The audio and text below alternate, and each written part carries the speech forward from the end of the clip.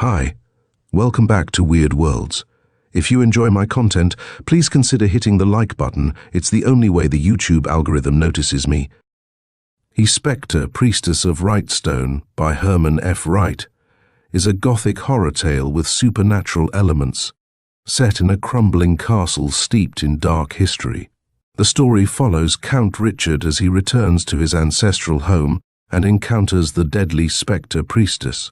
Uncovering his family's dark legacy, he becomes entangled in a curse driven by forbidden love, ancestral secrets, and the conflict between fate and free will. The Specter Priestess of Wrightstone by Herman F. Wright. Weird Tales, January 1925. The ruins of historic old Wrightstone Castle still rear their crumbling towers above the dreary Hampton Bog near Manchester. A fast decaying but fitting memorial to the foul deeds and fiendish proceedings that have taken place within its bleak walls. The Counts of Wrightstone and their families have long since removed to more favourable London, abandoning the old ancestral home to gloomy memories. The following tale was told to me by old Sir Mandeville Wright, 47th Count of Wrightstone, as it was related to him by his father. And thus came the legend down through the centuries from early days in England's history. Previous to, and in the early reign of James I, many strange and weird stories were told among the peasants of the castle and its aristocratic owners, then residing at the court. The villagers told of how a spectre horse bearing a figure in flashing armour pranced before the raised drawbridge. Then came the news of Count Charles's death at the court by an emissary of the king. Then the priestess, the Specter Priestess of Wrightstone, as the apparition was termed, appeared, claiming as her victim a poor peasant found wandering near the edge of the bog after dark. After the death of his father, the late Count Charles, the eldest son, young Count Richard of Wrightstone, decided to leave the fashionable court and pay a visit to his ancestral home, which he had never seen. After making his intentions known, the young nobleman was astonished by the peculiar actions of his father's old and trusted servants. Young Richard, on several occasions, had found them conversing together in low tones, and caught his name mingled with that of a priestess in their mysterious conversations. They tried in various ways to dissuade him from going, and when questioned as to their peculiar actions, they became quite sullen and silent. Richard, not to be dictated to by the servants, determined to see Castle Wrightstone. Finally, the day arrived when he was to leave for the home of his ancestors. Seated inside the coach with Scrooge, the old family butler, while the other servants perched on the front and rear outer seats, the young man started for the castle. After several hours of weary travel in silence, old Scrooge suddenly demanded, "Master Richard, have you by any chance ever heard of the Druid Priestess of Wrightstone Castle?" Upon the young man's negative answer, Scrooge cleared his throat, as was his custom when preparing for a lengthy oration, and began, "It was always the wish of Count Charles, your father, to keep from you the gloomy secret of his old home. He made me promise never to let you hear of the priestess. But since you have decided to visit Wrightstone, I must tell you for your own welfare. You have been told that your grandfather, Sir William, was murdered in the castle, but how or why he was murdered you never knew. Did you ever reflect upon that? The secret is, Master Richard, and I like not to tell you, but there is a curse upon Wrightstone. Sir William was found lying on the floor of his study, his heart torn from his body, the work of the priestess. The apparition is evidently a druid priestess, for she carried a druidical sacrificial knife in her hand, with which she pierces her victims and tears out their living hearts. The fiend has haunted the castle for generations, and an old legend tells that the spectre can never be laid until two of the heads of the ruling family of Wrightstone have sacrificed their throbbing hearts to her gleaming scalpel. When or how the legend originated, none can tell. Suffice it to say that in my time, your grandfather and 3 peasants have died by her fiendish hand. It is for this reason, Master Richard, that I and the servants implored you to forbear from visiting the haunted castle. I am old, and age brings queer prognostications. I fear I may live to see a second Lord of Wrightstone meet his end thus. God forbid." With these words, Scrooge lapsed into silence, and no amount of questioning from Richard could make the old man speak further. By the time the party arrived at the castle, Richard had fully decided to investigate the hauntings of the Druid priestess. True, he had heard a few strange tales of his father's castle, but of the priestess he had never been told. Though its crude, grey exterior betokened gloom, the bleak walls of Wrightstone hid richly furnished rooms, crackling fires on the large hearths, and cosy corners hidden by velvet tapestries. The first few weeks were devoted to making the great rooms habitable for the reception of guests, and the incident of the spectre and her weird slayings was forgotten by the young count for the while. Late one evening, several weeks after his arrival at the castle, Richard was reading over several old and musty manuscripts in the study, in which room the dead body of old Sir William had been found. The blazing logs on the hearth had dwindled to mere glowing embers, and the candles in the massive bronze candelabra were sputtering and burning low. A strange silence brooded over the aged structure, and a choking stuffiness seemed to pervade the room. Richard, annoyed by the choking atmosphere, laid aside the manuscript he was perusing and prepared to rise, when his eye caught the flashing reflection of the candlelight on a polished surface before him. Looking up, he was horrified to behold the Specter Priestess of the castle standing before him.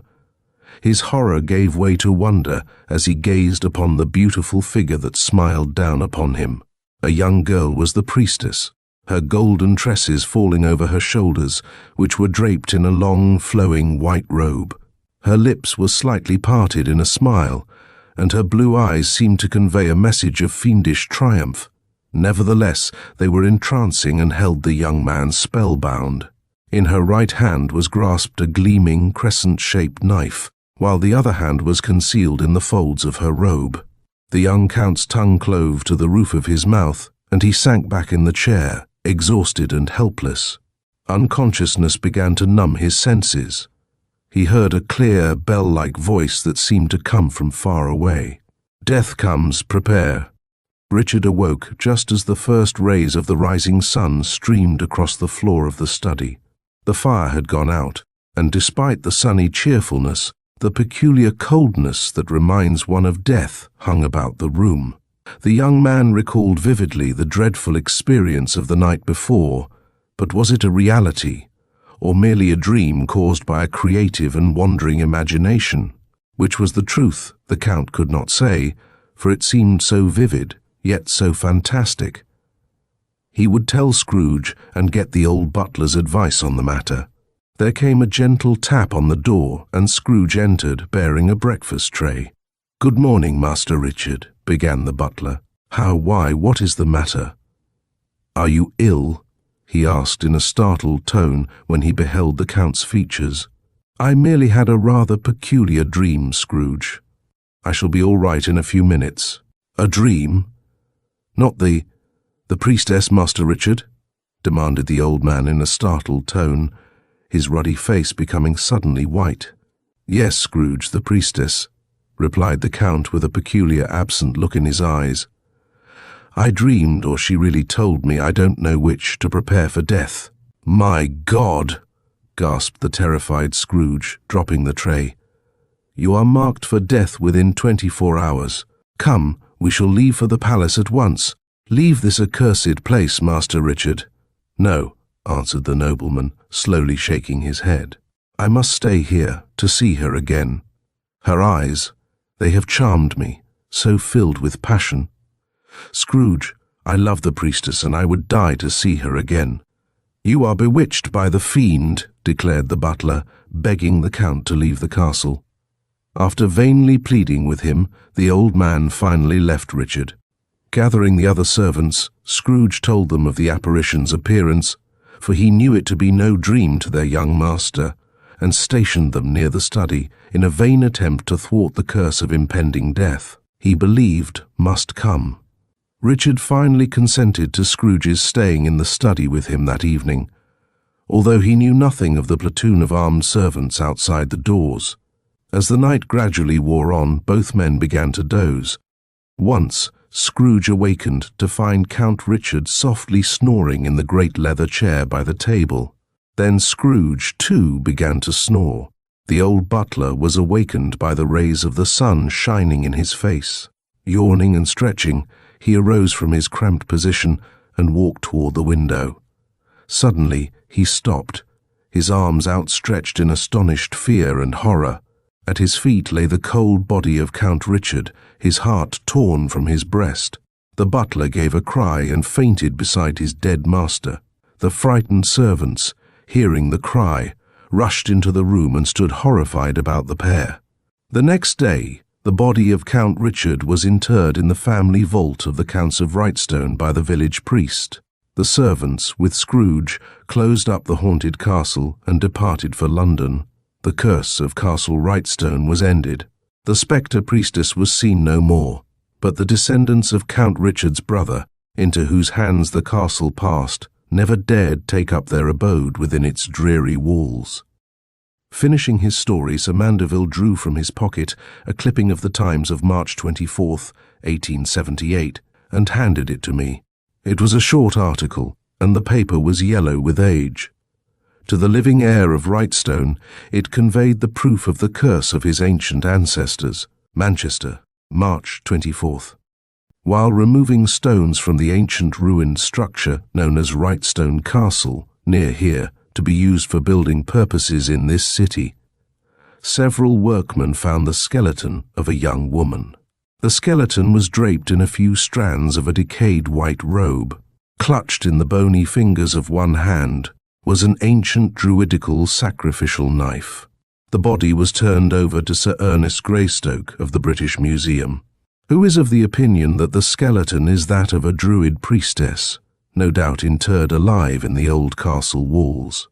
Strewn around the body and grasped in one hand were found several bits of dried flesh, claimed by several physicians of this city who examined them to be human hearts. Dried blood was also spattered about near the body. There has been a revival of the old superstition of the Specter Priestess of Wrightstone among the villagers of this vicinity, and many are of the opinion that the skeleton recently unearthed is that of the Specter Priestess, who murdered her victims by tearing out their hearts. 2 of the Counts of Wrightstone were supposed to have met their deaths at the hands of the apparition early in the reign of James I. The present Count Wrightstone, Sir Mandeville Wright, is now residing at London. End of The Specter Priestess of Wrightstone by Herman F. Wright.